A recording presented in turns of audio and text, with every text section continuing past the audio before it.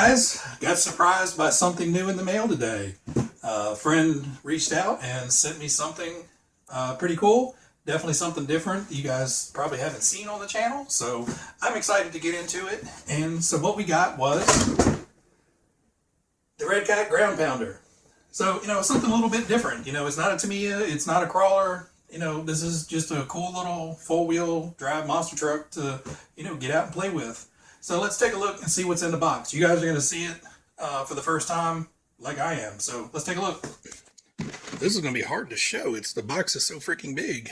But anyway, Redcat ground pounder.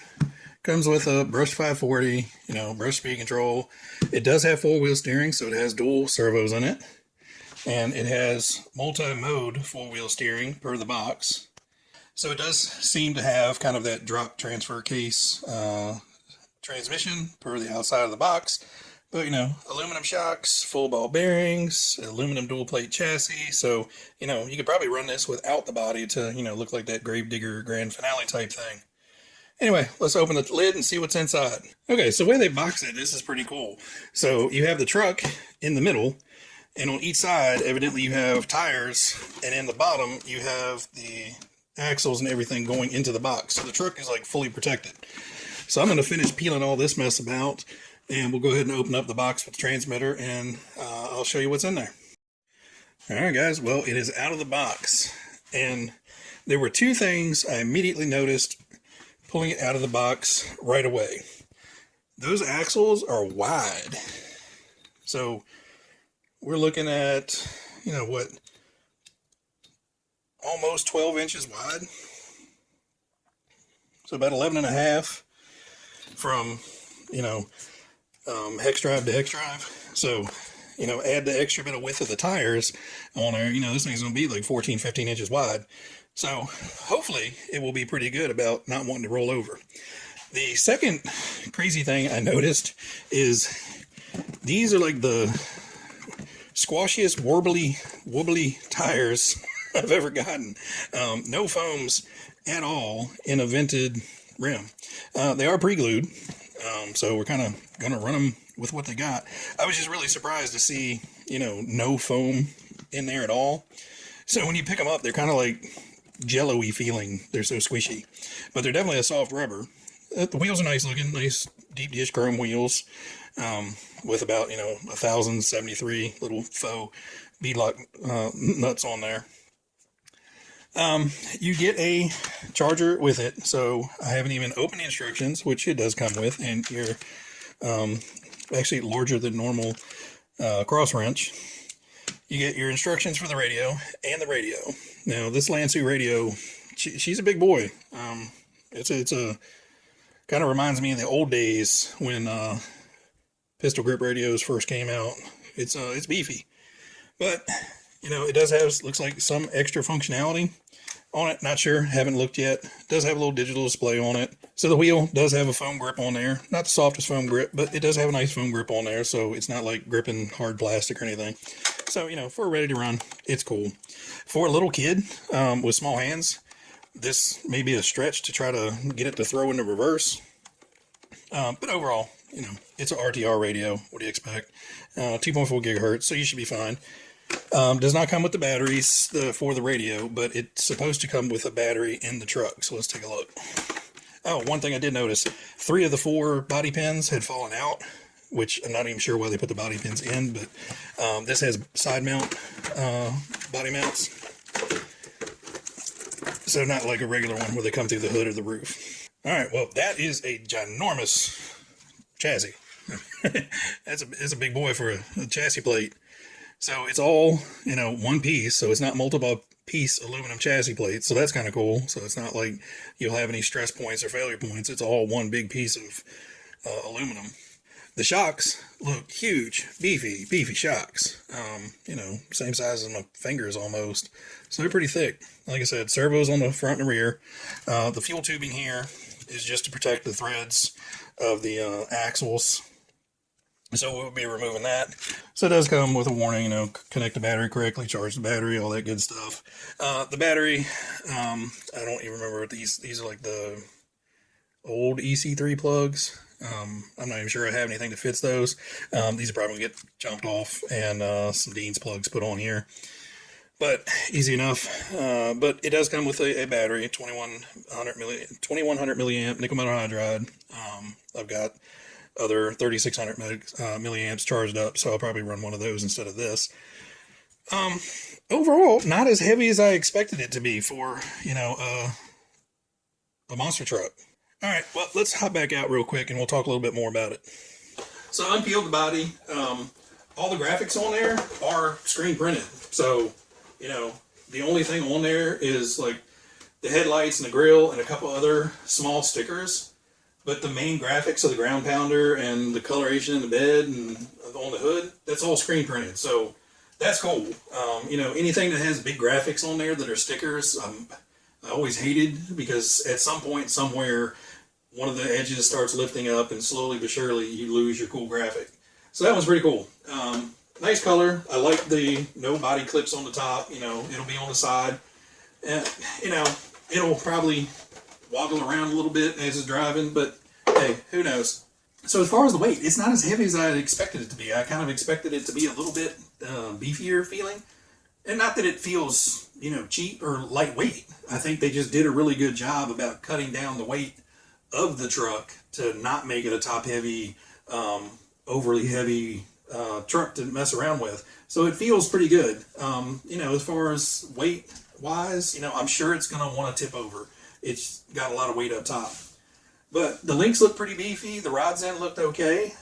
Drive shafts, they're about the same size as like a Traxxas Stampede or something like that size drive shaft. Very similar, metal joint with the clipped in bits. So very similar to like a Traxxas style drive shaft for the front and rear drive shafts there. We got the hex fly. I'm assuming probably 20 kg servos front and rear. And since it's only doing 2 tires at a time, should do okay. They may need to be beefed up. They do have plastic servo horns, so no servo savers. They do look like Metal Gear servos, so hopefully they hold up. If not, we'll throw some 25 or 35 kgs in here. Again, the shocks look really beefy. They're definitely oversized shocks with pretty beefy springs on there. And, as the suspension feels right now, it's soft, but I think for the weight of the truck, it should do pretty well. And like I said, the links look and feel really well. Everything on it seems to be fairly well built. The shocks are dual captured. The rod ends are only captured on the one side. So that could be a weak point there. That's going to be a lot of stress sitting out here on those outside edges from that link. The upper link connects right to the front of the pumpkin. It's kind of built into that mount. So that's kind of cool. That looks like that should hold up. And obviously the centers all mount to, the hard aluminum. So as you can see, we put a Dean's plug on the speed controller. Also put a Dean's plug on the battery to go with kind of all my other batteries. But that's not what this is about. This is about the little things I've seen on the truck that are interesting. So the wrench that they give you on the work on the truck doesn't fit the wheel nuts. They give you a 7mm and you need an 8. So if you get this, you need an 8mm. So the other weird thing about the wheel nuts is they're not nylock wheel nuts. So they don't have that nylon ring in there to make sure the nut doesn't back off. So crank them down. Unfortunately, I have a little bit of wheel glitter on the bench, just because when you're cranking those down, they are serrated on the back and did peel up a little bit of the chrome on the wheels. So just be aware, taking your wheels on and off repeatedly, you're going to chew off all that chrome on the center of your wheel. Not that big of a deal, as you're out there bashing this thing around the rocks and stuff, especially with how loosey-goosey these tires are. You're going to end up chipping up the edges of the rims anyway, so not that big of a deal. Just a quick once-over of the truck. They do have stuff zip tied up. That's good. Like I said before, you have twin chassis plates. You've got metal braces going in between, all that spaced out. The battery tray and electronics tray, that center part is all, bent and stamped aluminum. So, it's got a lot of aluminum in here. The one thing I noticed is it does have a slipper clutch. The spur gear is not protected, so you may end up catching a rock or something in there and mangling up a couple teeth.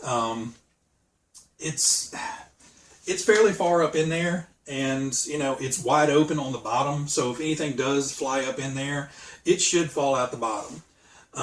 You've got what looks to be a 550 can motor, but it's just a sealed in-bell 540, and I really don't think you could fit a 550 in there because the motor itself is almost touching that plate, so it's a tight fit in there.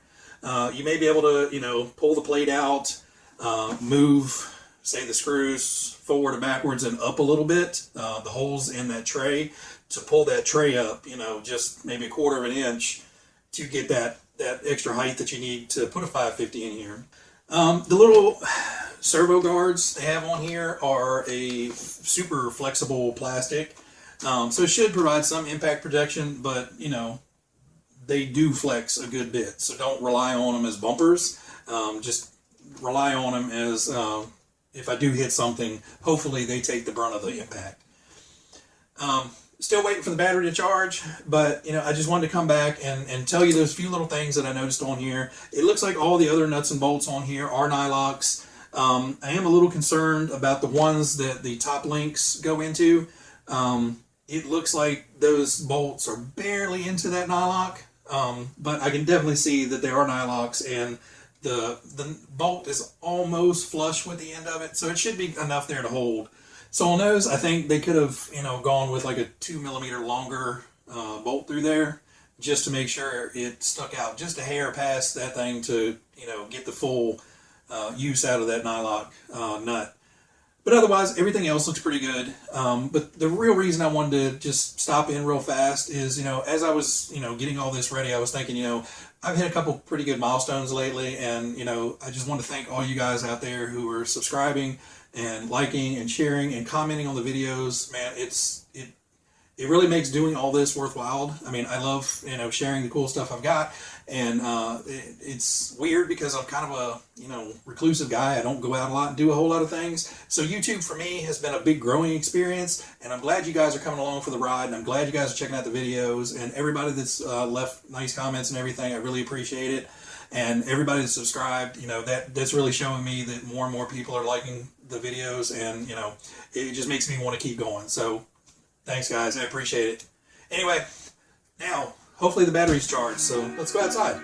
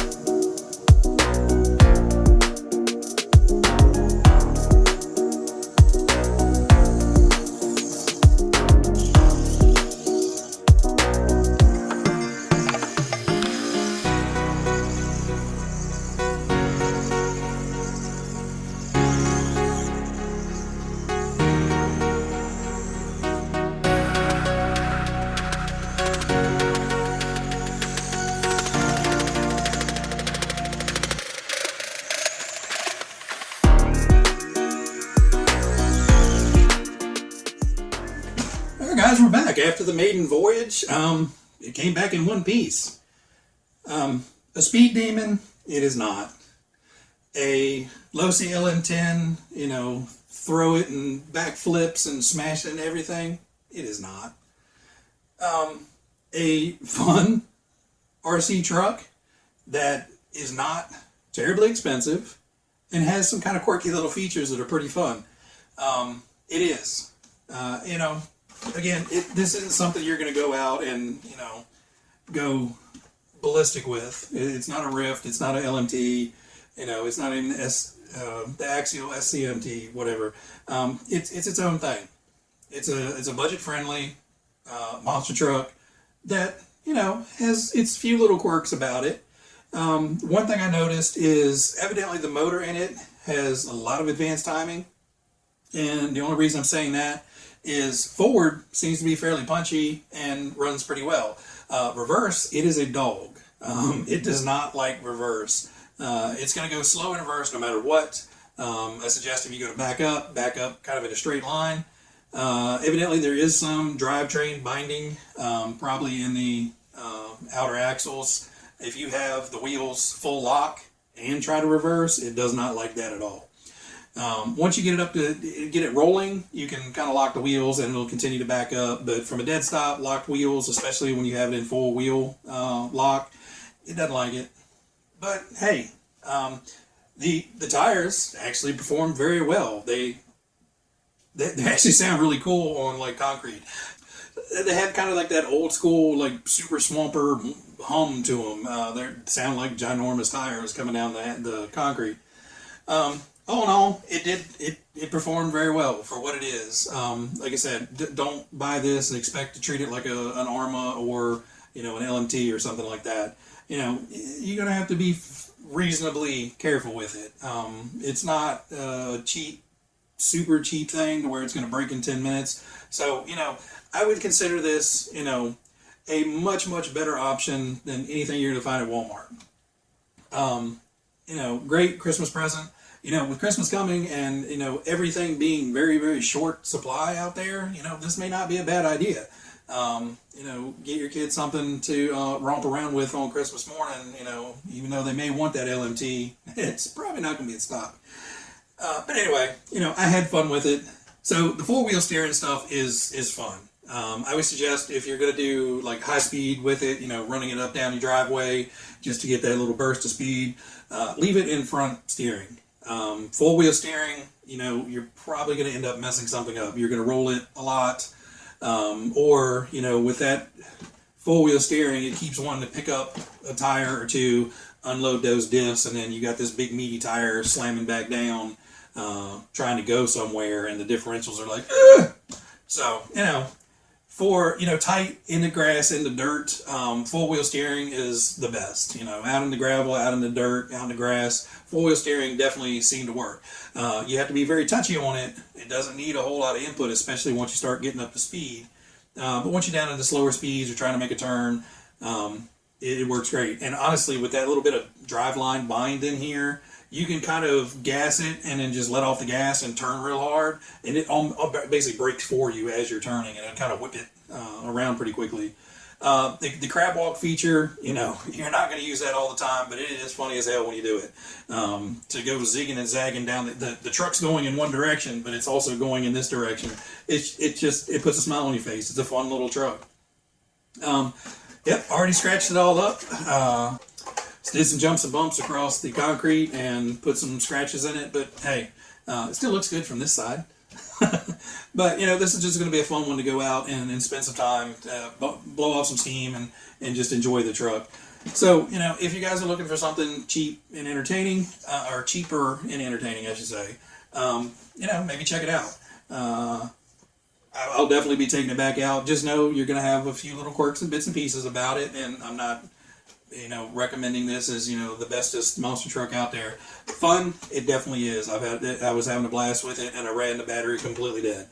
One thing I may want to look into is trying to figure out what size this motor is. 540 something turn, and trying to find something with not a whole lot more pep in it, but definitely something that has an equal amount of pep, but also not so much timing that it hurts it so bad in reverse.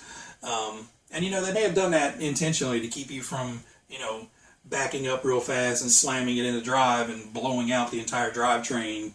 It's not meant for that. But you know, I'll probably look to see if maybe I can upgrade the motor in it and see if we can get a little bit more pep and, you know, drivability out of it. But out of the box, it was a great little experience. I enjoyed it. So thanks to the RCL for sending this over. I think this was like a little bonus for me, and I do appreciate it.